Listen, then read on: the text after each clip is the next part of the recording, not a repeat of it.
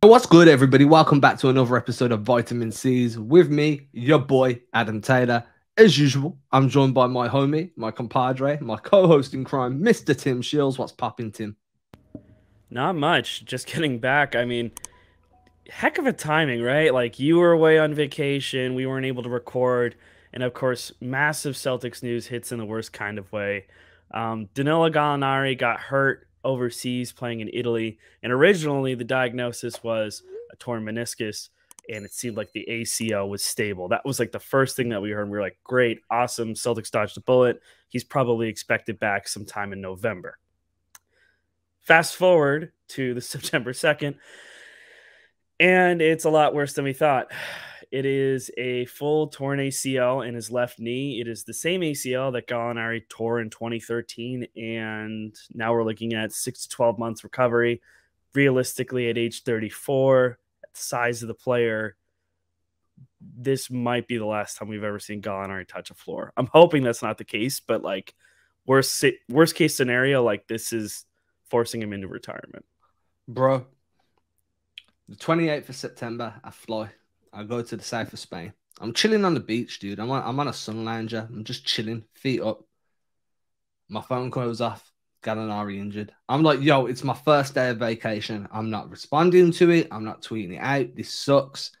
I'm going to wait to see what the medical evaluation is. Then it comes out it's the MCL sprain. I'm like, okay, cool. I'm not going to tweet out about it. I'm on vacation. I don't like, it's not like I can go and dive into how long or how much an MCL's affected dudes because I don't have my laptop with me. You know what I mean? I'm with the family. Fast forward to September 2nd. I'm chilling on my balcony in the hotel, drinking rum and coke. You know how we do. And I'm a little wavy. And then it comes through like, okay, so it's an ACL injury, and as you said, I thought the same thing. Like, yo, this could be Gallo done. Hopefully, it's not. Obviously, selfishly, you start to be like, what are the Celtics going to do now? And the fact that it's a player's career that could be over is always an afterthought, and that's kind of the sucky part of fandom, right? Because you're always like, man, what are the team going to do? And the players' actual struggles are an afterthought. So I tried to give a minute or two to be like, is there still a possibility? Maybe Gallo will still be able to find minutes in Europe, but his NBA career is most likely through. Instantly, my mind's like, yo, we need scoring then. Gallo was brought in to give you some stretch 5 minutes, some stretch 4 minutes. He was definitely going to be that offensive punch off the bench in terms of catch and shoot alongside with Grant. It was great to know that you were going to have two high volume, high conversion rate corner 3-point shooters, really stretching out that floor vertically. And then Gallo's taken off. I'm like, it's got to be Carmelo Anthony, bro. There's no other guy who's available at this point in the summer that has the catch and shoot percentage of, like, I think I was looking at it earlier, 29.1% of Carmelo Anthony's 3-point whole offensive load since moving to a bench role in 2020 has been as an off-ball catch and shoot threat. And his conversion rate's quite high. I think over those 2 years, he's shooting 39.1% from three. Like, I'm 5.2 attempts per game. He was the guy, man. I'm like, yo, if you're going to replace Gallo and you're doing it specifically for floor spacing and scoring, it has to be Carmelo Anthony. He can give it you from the corners, from the elbows. He can post dudes up. He can hit the fadeaway. You can run get actions with him on the elbow like they like to do with JT. And you're getting one of the most historically pure shooters into a franchise to help show Tatum how to take his offensive game to that next level. So for me, it had to be Carmelo Anthony. If you're just replacing the scoring now, obviously, as we're going to get into in a moment, there are other factors that we need to think about. Yeah, I think if you're going scoring first, Melo makes a lot of sense. I like the idea of getting Melo even after they got Gallinari, just because I'm like, there's no such thing as too much shooting on this team. Like, you need a lot of off-ball shooting. Carmelo Anthony, like you said, one of the most prolific offensive players in NBA history. Like, it would just make a lot of sense to add him now, especially that he's converted his career into being a strong bench role player. Like, he had that time in Portland, and ever since then, he hasn't looked back. Ever since that time in Portland, he really has taken an up and up. So if he's available, it's really a matter of cost. We talked a little bit about it before we hopped on. Basically, if you sign someone to a vet minimum deal right now, it's going to cost you what, roughly 10 million in luxury cap Yes. money. So this is on Sports Illustrated, and I'll credit the guy. I'm gonna butcher his surname. It's Bobby Krivitsky. Krivitsky. Yeah. Anyway, uh, and he's basically gone through it, and I'm assuming because he works for Sports Illustrated, he's sourced his cap information, or at least I'm going to give that. That's how I'm going to expect it to have been. Because if it was me, I would have sourced it. 2.9 million veteran minimum contract is going to run you close to 10 million in a luxury tax hit. That's what he wrote down there.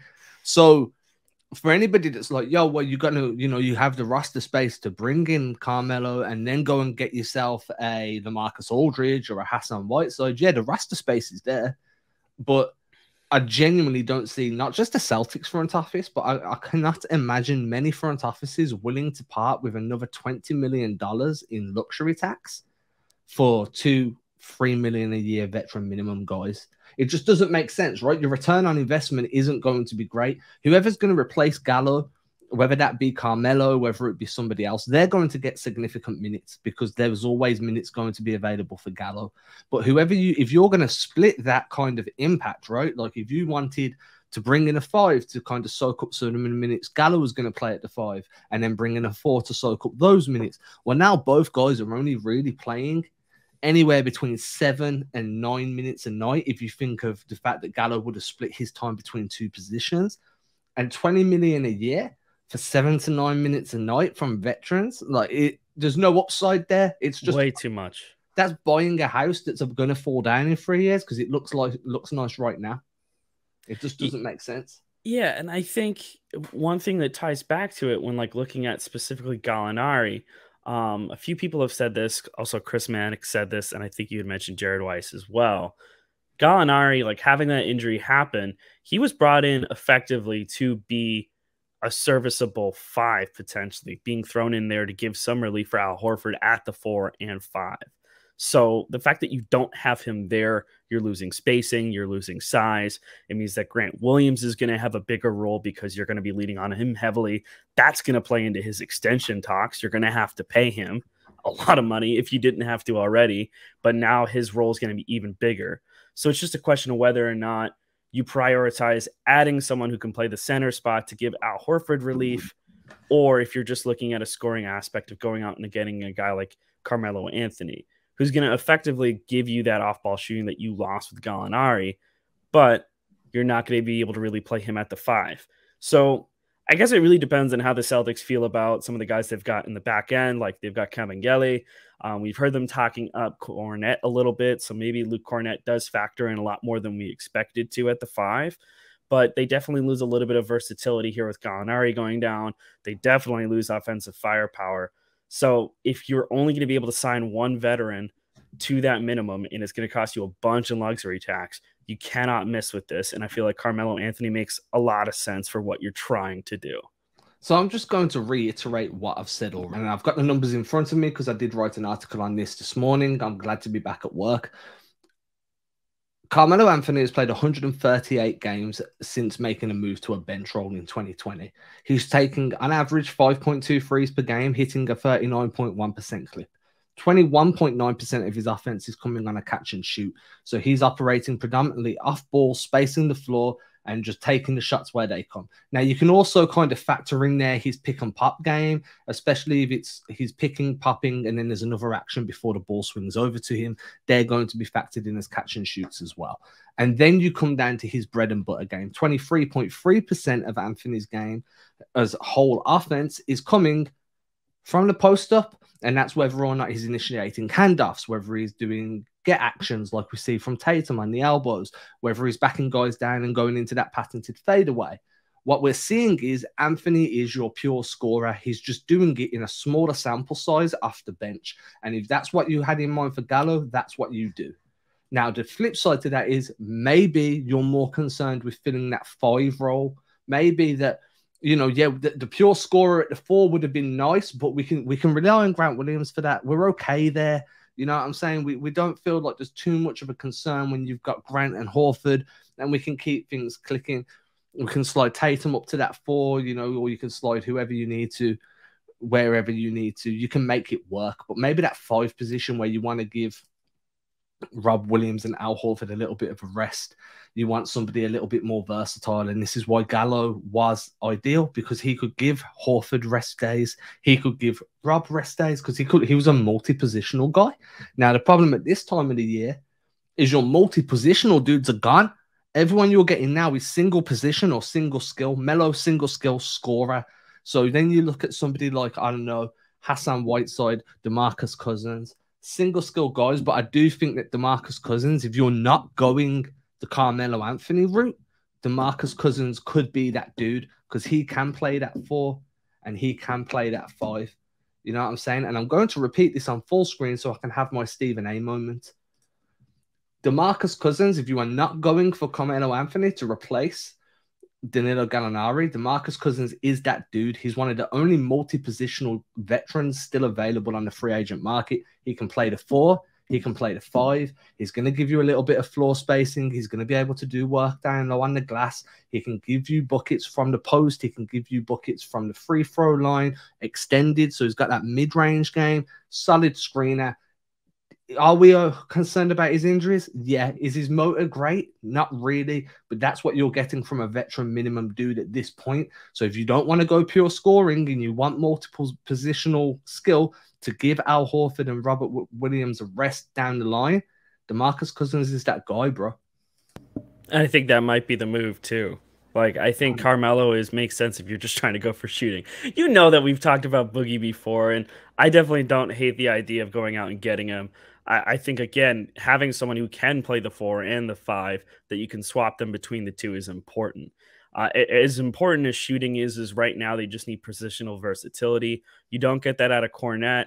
Kamingele is really raw. I like the idea of giving him more minutes, but again, same thing with Cornette. Like, I just don't know if I can lean on them fully. And I think right now, if their focus is trying to make sure that Al Horford and his workload are not too much by the time the season comes to a close, then they need to be able to figure out someone who can come in and play some significant minutes, someone who can be thrown in a spot start situation if they need to. And I think with Al Horford specifically, they've talked about Gallinari potentially, hopefully coming back on the earlier side of his recovery window in time for the playoffs. That is apparently the hope of the Celtics internally. So if that's the case, then find someone who can stay during the regular season, during the middle of everything, so you can just get to the playoffs and hope that Gallinari can come back, that he can be a factor there. So at that point, find someone who can eat minutes at the 4 and 5. I think that's the most important thing you can do. See, now I'm completely against the idea of having Gallinari come back in the playoffs. Whether you're healthy or not is I don't care. The reason I'm completely against having Gallinari come back in the playoffs is because you've gone almost a whole year without playing basketball, and you're going to be slotted into the most physical brand of NBA ball that is physically available to you. We saw what happened against the Bucks and the Heat this last season with Boston. Boston like to play a physical brand of basketball too. You're coming in cold off a major injury. You're not going to be a significant help. If you go out already and you add a Carmelo Anthony or a DeMarcus Cousins or somebody along that line, by the time the playoffs come around, they're ingrained in the system. They're rolling. They've got their rhythm with their teammates. You don't then change that to bring Gallinari back. If Gallo is going to play in the NBA again, it shouldn't be this season, period. It will have to be the next season on, when whoever you bring in as his replacement, they've expired, they've moved back into free agency, and then you move forward as originally intended. Yeah, and I tend to agree with that. And that's part of the reason why I wouldn't want to just hope that Gallinari comes back and that you can play him at the center spot. Like, adjusting after that kind of injury, like there's been advancements in medical technology, but like that still doesn't change the fact that you stopped playing professional sports for 6, 7, 8 months minimum while recovering from a serious traumatic knee injury. So I don't like the chances, especially again at his age. It's the same ACL he hurt before. I just wouldn't want to put all that pressure and all my eggs in one basket, especially for Gallinari, as I say eggs when his nickname is like Rooster. So yeah, I think DeMarcus Cousins makes a lot of sense. I personally, I've been for getting center depth even after they got Gallinari, because I wasn't confident that they were going to play him at the 5. But apparently, if they're going to use him for Al Horford insurance relief, whatever you want to call it, go out and get a center who can play the 4 and To be 5. fair, our Horford relief means you relieving at the 4, Probably at not the at the 4. 5. Yeah. Yeah, So but I then still that think that's center depth. Sorry, yeah, go ahead. see, but that's where the Carmelo Anthony thing comes in, right? Yeah. If Gallo was specifically to ease the pressure on Al Horford, then Carmelo Anthony can do that too. You know, Anthony isn't got the downside to bringing in Melo over somebody like Cousins is Melo doesn't have the size that Gallo had. You know, so Gallo's defense was porous. It wasn't good. You look at the on-off minutes when he was at the 5 for Atlanta last season; they were abysmal. And it's hard to make Atlanta's defense look worse than what it is because it's so bad already. But somehow that's how that happened. Gallo managed to make that happen. So when you're saying playing at the 5, realistically, you were just relying on his size as a shot deterrent or a shot alteration dude. Now, Melo can't give you that, but what he can give you is weak side help defense. You know what I mean? He can rotate over and pressure shooters. He can get behind you in the lock and trail kind of scenarios. He can keep with you on the rear view, really force that ball out of your hands early, speed up that shot. Can't change the trajectory, but he can change the release timing. Just as impactful. If you are going a big man route, then you do need to go somewhere along that DeMarcus Cousins so you can get the offense that comes with him. If you go down the Dwight Howard, Hassan Whiteside, realistically, you're just going for rim protection. And I just feel like when you've already got Robert Williams and Luke Cornett, you don't really need to add more rim protectors. You need somebody that can give you a little bit of everything. So I've pulled up DeMarcus Cousins' numbers from last season, specifically when he was with Denver, because I think that was kind of a redemption kind of a few months while he was with Denver. And I've lost them. Of course I did. They were good, though. Bear with me. I've got them. He averaged 31 games, came off the bench for 29 of them, averaged 8.9 points a game, shot 32.4% from deep, shot, 53% from 2-point range, 5.5 rebounds, 1.7 assists. Now, obviously, these are just high-level numbers, and I'm not the dude to just look at the box score and be like, that's the guy, right? I'm going to sit down, I'm going to go through the film. I really care more about what it looks like, what type of sets you can run with him in. I haven't done that, but what I have done is followed DeMarcus Cousins' career, and I've seen him play enough, and I've seen him play since his return from his ACL injury himself, to know that he's not the Cousins that was around before the injury. Like, this ACL injury really sapped some of his powers away, but he's still a capable backup big. Now, is he the enforcer that he wants everybody to believe he is? Probably not. I think he's one of those big for no reason type of dudes. You know what I mean? I'm big and I'm strong, but I'm not really gonna throw. You know what I mean? But that's not what Boston need anyway. Boston just needs somebody that can give you some inside-out games, some outside-in game, depending on what the game plan is on a night-to-night basis. He averaged 13.9 minutes a game for Denver. I could see him averaging about 10 to 12 for Boston. I think you could get really good production out of him. And I think that Ime Udoka would put him in a position where, you know, if the threes aren't falling, we're going to get you some post touches because Ime likes to pressure the rim. We're going to get you some rip screens. So you're setting rip screens for Jason Tatum to just come off and just go thunderous down the lane, or Jaylen Brown. And we're going to get you involved in a lot of off-ball movements. We're going to get you involved in just being a guy that unlocks the door of a defense multiple times a game. And that in itself will start to rebuild your value. I mean, DeMarcus is going to be 32 this season. He's still got, realistically, another 3-4 years left of veteran minimum deals. Now, this could be a move that could maybe get him a multi-year deal if things go well, you know, and it also puts him in position to kind of contend for a championship. So if it's not Carmelo, to me, it has to be Boogie. Those are my two dudes. And yeah, I feel like that's probably the best options that are out there. I think in realistic of like what you would try and attend. I just feel like they're better off trying to get either of these guys and just seeing what's going to happen. I think if they're going for offense, like we've talked about, Melo makes sense, but I just like the idea of Boogie too. So just go out and get one of those guys. Just make it happen fast before we get into major preseason stuff, talking about training camp. They just need another body there. I think at this point now, it's just really a matter of whether or not they're going to eat that money. And I think that's really what it waters down to. How could they feel about it? I mean, yeah, I would have. And I'll say this for anyone that follows my writing stuff over at Celtics blog. Whoever they sign, I promise you I'll do a deep dive. And my deep dives are usually like 3,000, 4,000 words based around ridiculous amounts of film. And I promise you, whichever of those two guys they sign, I will deep dive their best fit on the rotation within the scheme that the Celtics play. If you're not familiar with my work, I do a lot of film work. Go check out my Instagram. Go check out my work. And you'll see that I'm not just going to be writing drivel. I promise you I'll put the hours in to make it worthwhile. And I know that Tim's going to be there absolutely crushing whatever he decides to do, whether he wants to give you a narrative-based piece or whatever it may be. But most importantly, they need to replace Gallo. And next time somebody gets injured, I'd appreciate it if I wasn't on a beach. Please let me enjoy my vacation in peace, y'all. Look, I'm tanned. I don't get tanned often. I'm tanned. And I had to sit there and be sad while drunk. Like, I don't want to be sad while drunk. I'm not a teenager anymore, bro. I ain't looking at crying on the steps of a bar somewhere. I'm like, just let me drink in peace, bro. I was sad. Probably listening to a lot of Drake, I was gonna say.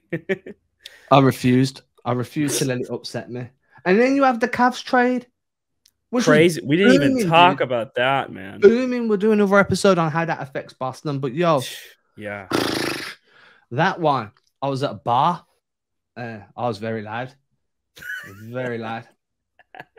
Yeah, everyone else is there watching soccer. I'm like, yo, no one saw that Cavs trade, yo. No one responded to me. So I said it in Spanish. I got my phone app and I translated it in Spanish. And I said it in Spanish. Nobody answered me, yo. Bro, I wanted to talk. Couldn't talk. All right then, yo. I'm done. I'm out of here. Tim, as usual, my guy, it's been a pleasure. Cheers, man. Until next time, we are the Vitamin C's. Peace.